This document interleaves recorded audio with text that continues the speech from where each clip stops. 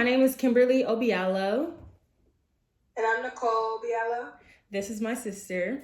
And recently we watched Becoming on Netflix. It was basically a documentary surrounding Michelle Obama and her presence in the White House and kind of her presence outside of the White House.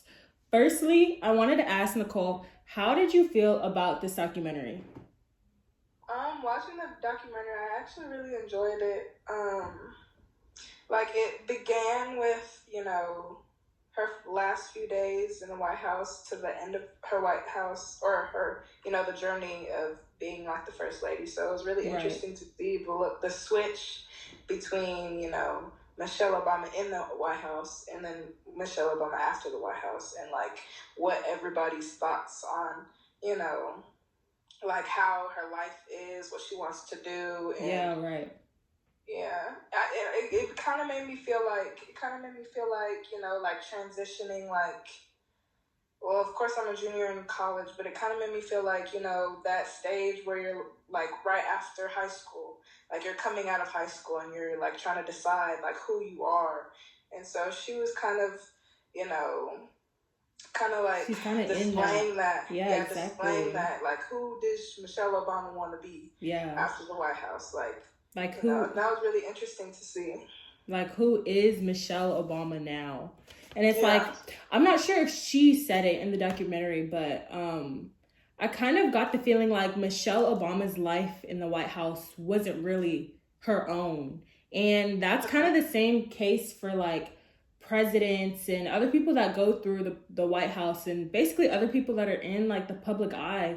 Like your life isn't really your own because you constantly have to think about what you're saying, what you're doing, how it's gonna portray to other audiences.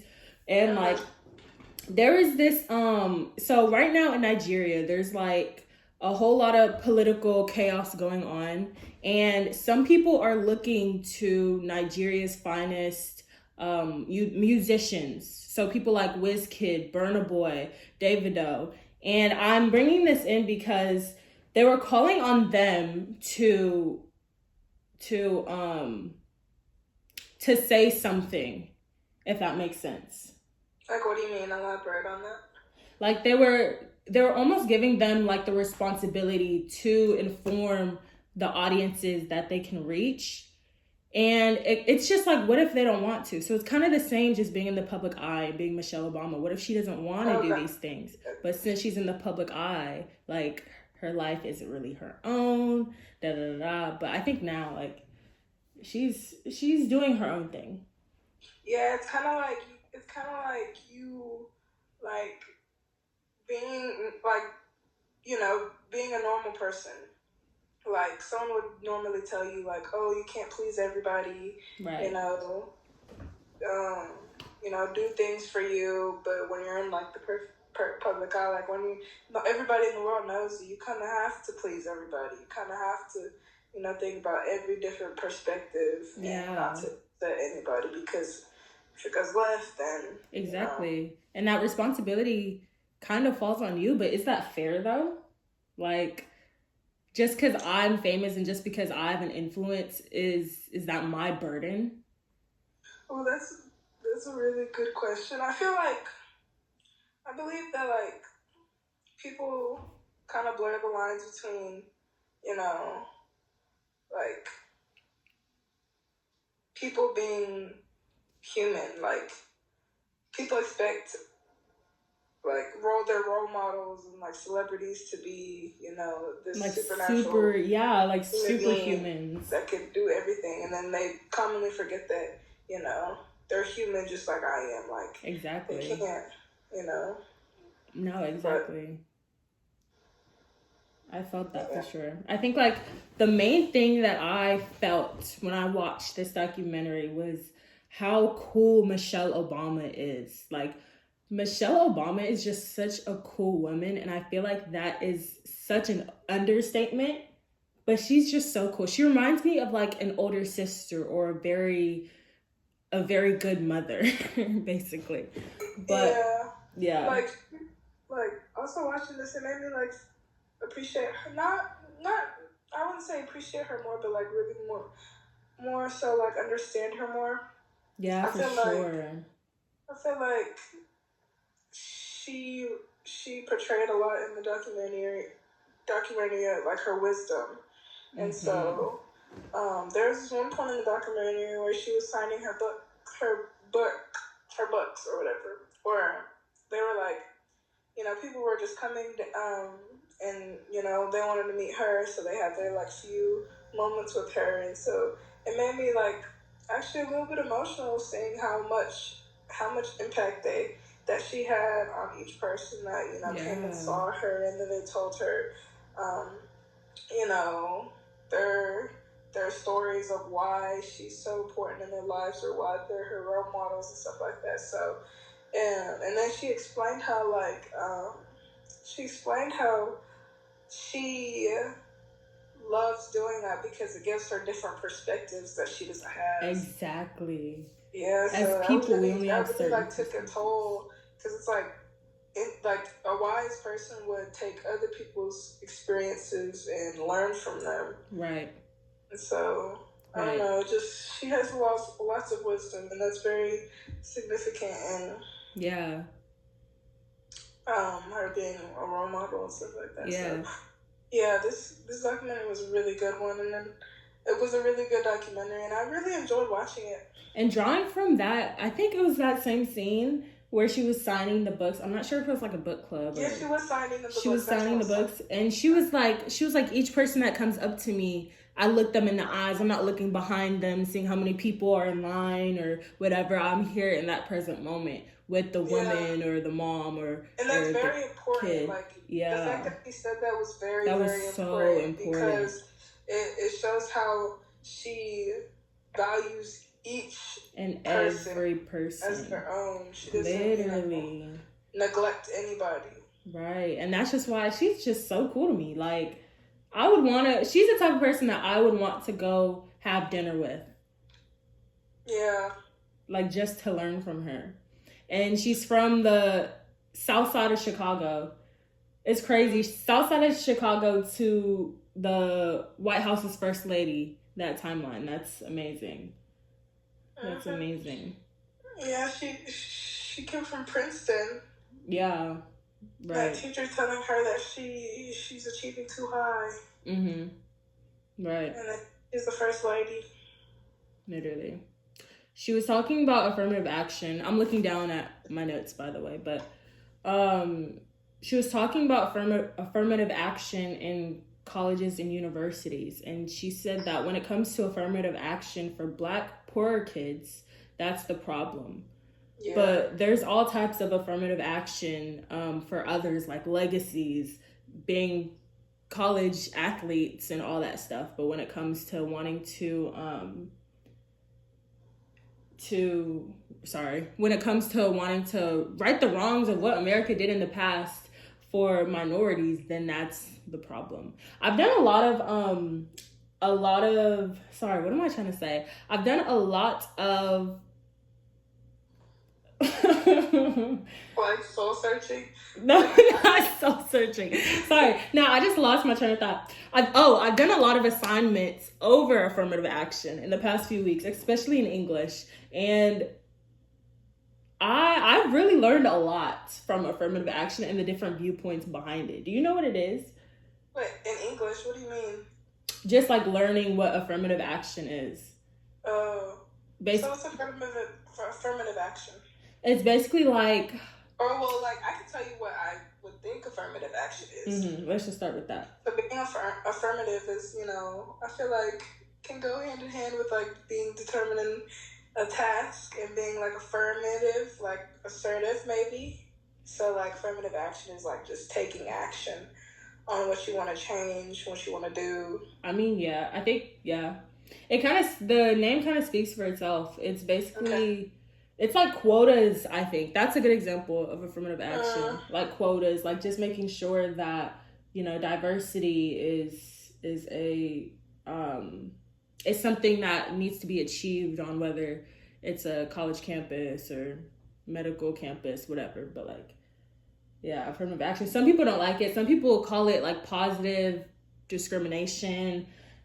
So, I mean, there's different ways to think about it.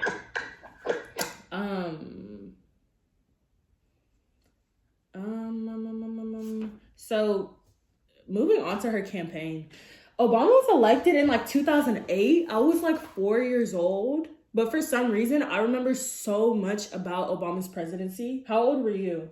I felt like I was definitely in elementary school. Yeah, but you were still young. You were like I was young, 7. but it was like, I think, was it the election versus Mitt Romney? Oh, that might have been his re-election versus Mitt Romney. I Yes. remember that very vividly. But yeah. Oh, yeah, I don't remember him like first getting elected. Yeah, me either. I really remember the Mitt Romney and Obama era. That's very I was in elementary school in my mind. But basically, I learned from this documentary that Michelle Obama was heavily misinterpreted in the press. There's this clip where she fist bumped Obama, and then the media was like, fist bump or terrorist jab. And I was like, are you serious?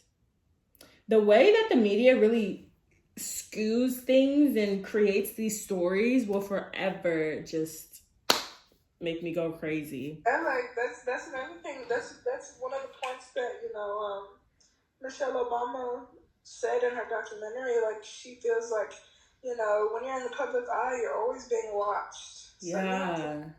Careful of what you do, what you say, anything. And then that feeds back to, is your life really yours? Huh? I said, and then that feeds back to, is your life really yours?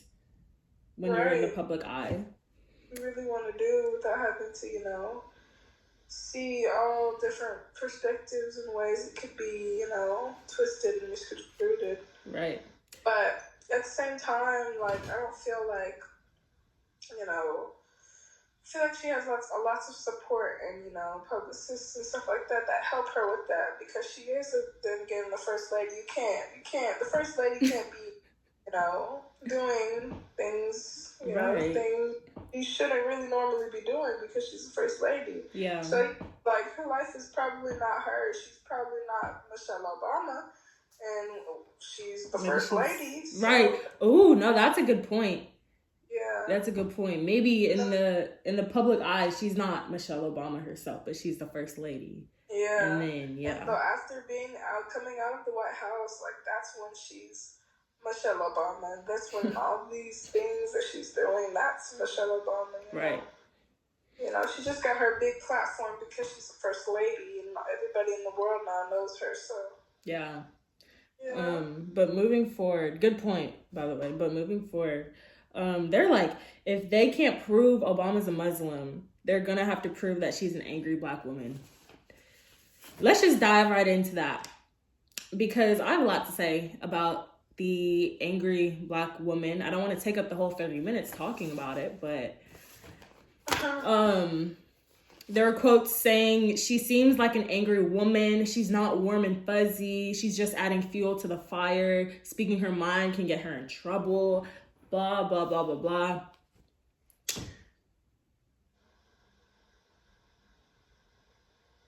I'm trying to think of the foundation of being an angry Black woman. Like, where did that even start?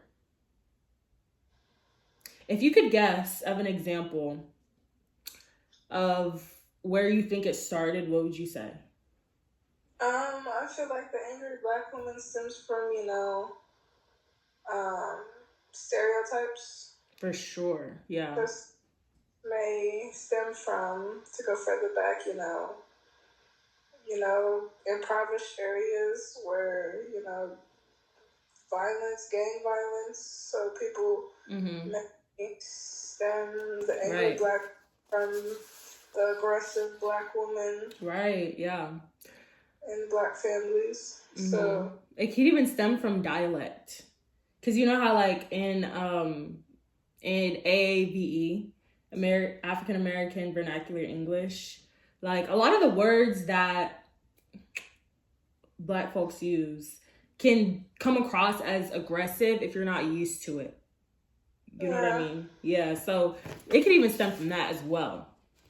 But I just remember, like, in middle school where I would feel like I couldn't react to certain things how I felt like I needed to, because I didn't want to be labeled as, oh, like you're so aggressive or you're doing too much or whatever the case may be. I feel like that's The you might be covering your mic a little bit. I said I think that might be coming from like the who you're surrounding yourself with as well, like being able to feel that way. But why is it? Huh?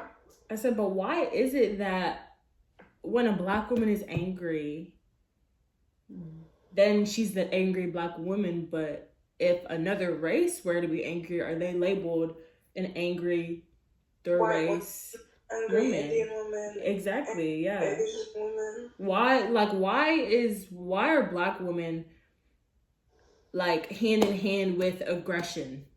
You know what I mean? Yeah. Like, I wonder what that's all about. And also, like, the whole independent Black woman, that's a whole nother thing. I think it really just stems from somewhere, and since it's a stereotype, it just takes off. But that's a very tiring stereotype. I would have to say that. Yeah. Have you ever had any experiences dealing with being an angry Black woman? I feel like I've had experiences where people use microaggressions to label me as being dramatic or doing a lot, doing too much. Yeah, I was gonna say facts, yeah, for sure. Just because of my physical characteristics, is where I try to use microaggressions and label me as dramatic. So I thought that one of them instances where I had to experience being labeled as, an angry Black woman, and that's just like an overall theme. Like that includes all other, things or adjectives that people may call Black women. So I feel like what's an example? An example of another description under like angry Black woman? Yes. Independent Black woman? Yeah, independent Black woman. Because I feel like that stems from, single Black women. So, I don't know, I just feel like there's a lot. Yeah, there's a whole lot. I think, yeah. So, like, there's wheels spinning through my head, and I'm thinking of a lot of topics right now. But I don't want to get off track here. So,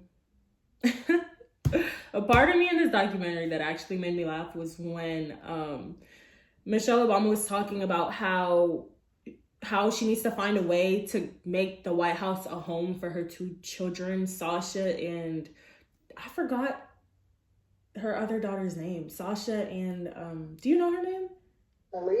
Malia, Sasha and Malia. At the time, they're like super young. And she was like, she doesn't want them to think grown African-American men served them in tuxedos and their bed were made without them even touching it. And then she talked about how people in the media would be like, oh, but your bed is made and you get served. And then she was like, yeah, I have a degree. I'm the first lady. They are not.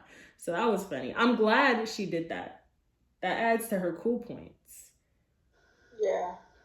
For sure, because she made sure that her kids don't grow up, thinking that, African-American men serve them in tuxedos. Right. I feel like maybe she included that to make sure that they know how to, grow up as kids, not as, privileged. Yeah. Kids. Right. For what she has. I can't even think how I would raise children in the White House, because that would just I think your camera's okay. Because I feel like that would just make them think, okay, let me say this. The way that they got to the White House is very, it's good.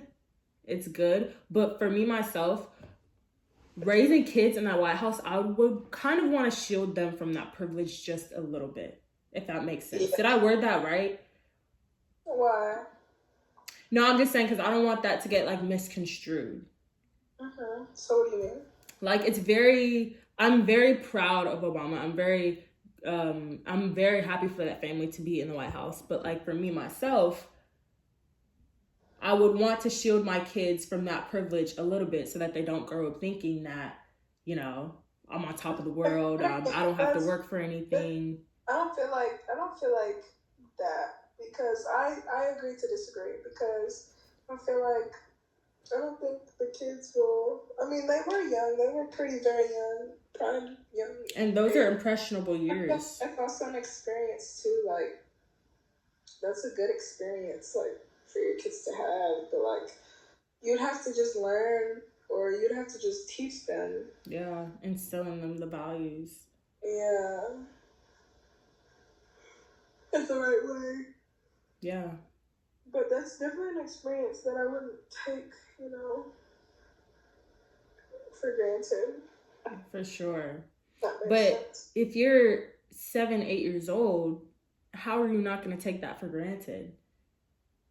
I mean, yeah, 7, 8 years old to 11, 12. But then again, I don't think, no, that's prime. I don't know. I feel like you would definitely have to teach them. I don't think that, that would definitely be a nice time to, be in the White House and privileged. But, yeah. No, I agree with you. Like an experience to experience, not just to, be in the midst of the White House and not, take advantage of. Oh, so you're offer. Oh, okay. So I see what you're saying. Like basically, because you're not going to be in the White House for your whole life, so that's something to almost take advantage of. I agree with you. I think there's just different viewpoints to that.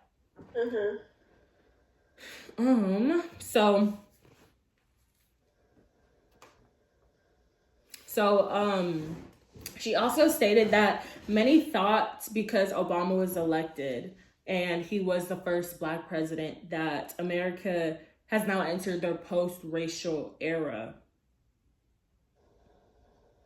I'd have to disagree on that.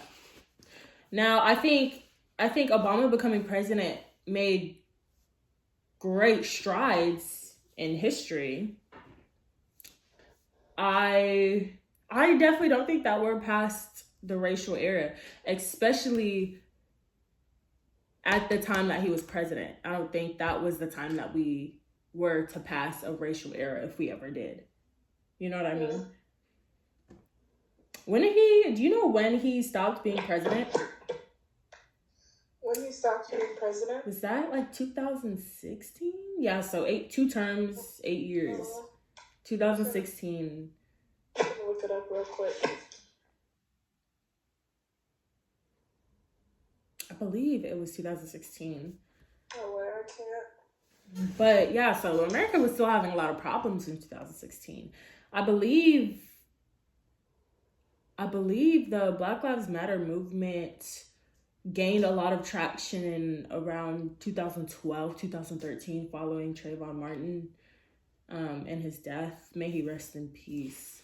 So that's just one example of how we're definitely not past the post-racial or the racial era.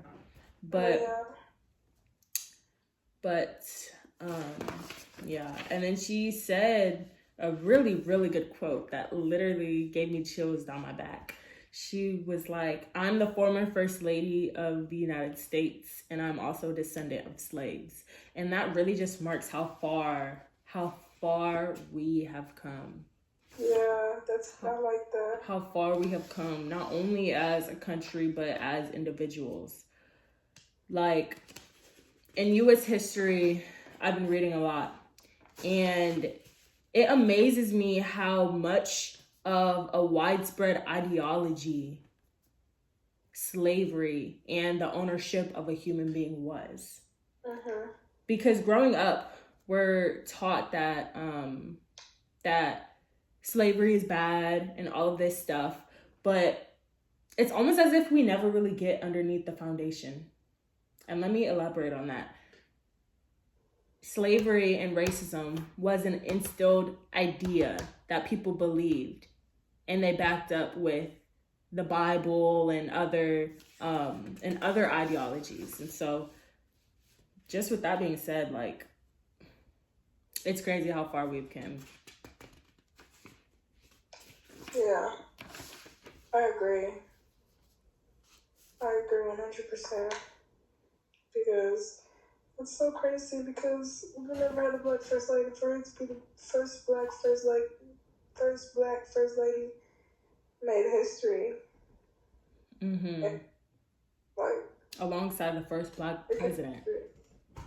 You said? What was that? What'd you say? I said alongside the first black president. Mm-hmm. It's all history. It is all history, and it's definitely. I'm excited to have some kids and them come home and say, look at what we learned in school today. We learned about the first black president of the United States. Right. I'll be like, I was alive during that time. And COVID, I was alive during that too. But now we're down to the last page of my notes from this documentary. One of the most famous things that she says all the time is, when they go low, we go high. Love that quote. How do you feel about that quote? When they go low, we go high. Like, how do you honestly feel about that quote? I feel like when, like, people, you know, take jabs at you try to tear you down, we take the higher road. Like, we elevate always. We're always elevating. Mm-hmm. You know, like, no matter who, you know, set you down, you know, tries to tear you down, tries to take your place, tries, you know, because this world is wicked at the end of the day, so. At the end of the day. Sometimes it's hard to not go low. Yeah. Sometimes it's hard. And when you're at your lowest, you got to think about getting back up. Right.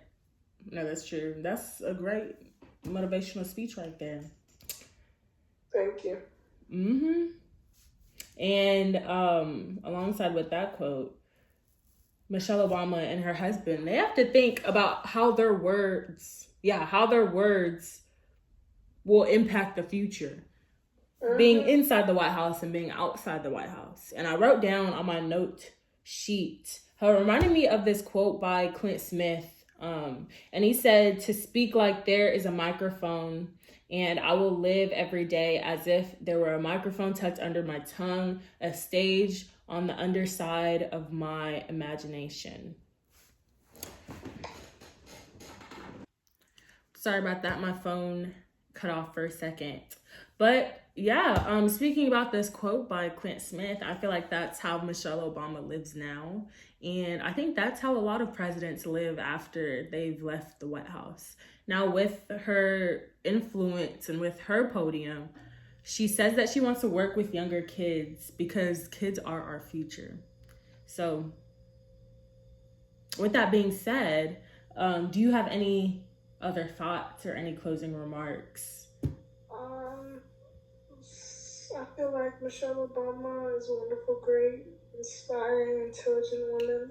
Mm-hmm. And everybody should aspire to be like her. Well, not just be like her, but, you know, adopt, you know. Kind of like her ways, like, yeah, she's like someone ways, to take or just watch how, motivation from.